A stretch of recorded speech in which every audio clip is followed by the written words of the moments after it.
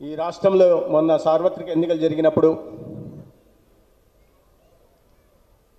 కూటమి ఏర్పాటు చేసి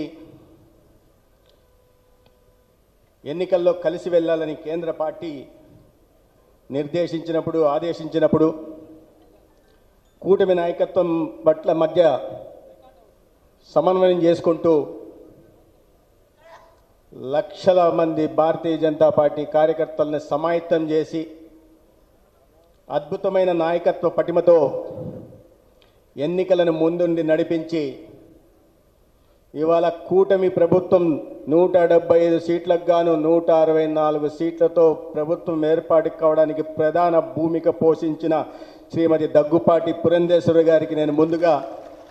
ధన్యవాదాలు తెలియజేస్తున్నాను. దాదాపు 3 సంవత్సరాల పాటు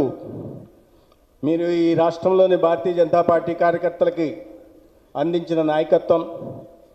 పార్టీ విస్తరణ పట్ల మీరు చేసిన కృషి ఆంధ్రప్రదేశ్ భారతీయ జనతా పార్టీ చరిత్రలో నిలిచిపోతుందని ఈ సందర్భంగా నేను తెలియజేస్తున్నాను.